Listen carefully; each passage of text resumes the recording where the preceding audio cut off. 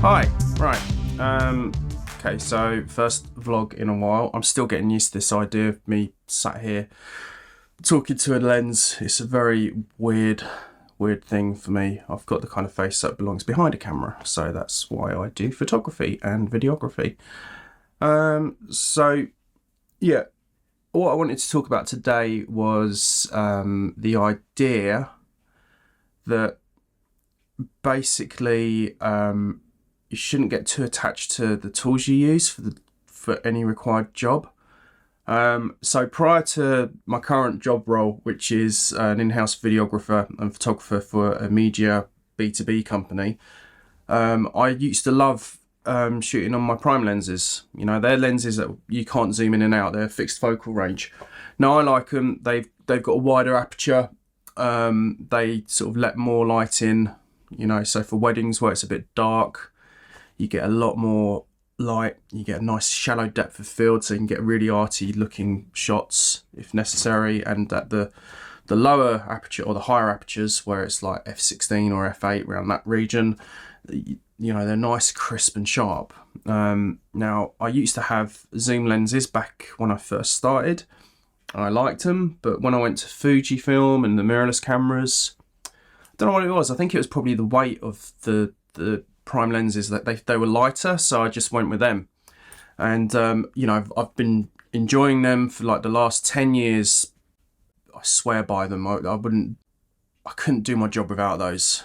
And I kind of feel they have sort of had an effect on the output that I've produced and everything. So, but anyhow, I got this job recently, recently last year, and one of the things that came abundantly clear after covering a couple of award shows was that prime lenses, while they're all great, for some situations that they can be a bit tricky.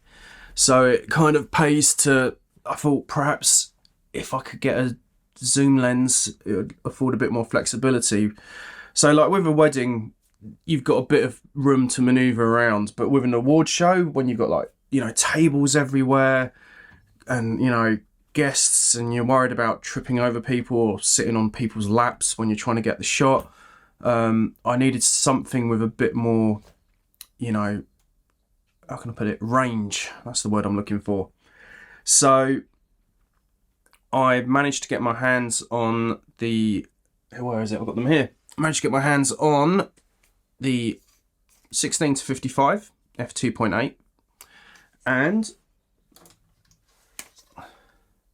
the 50 to 140 f2.8 as well, I believe. Yeah, but yeah, so it's kind of the thing that made me think about it was that I've always been a bit too precious to kind of change things.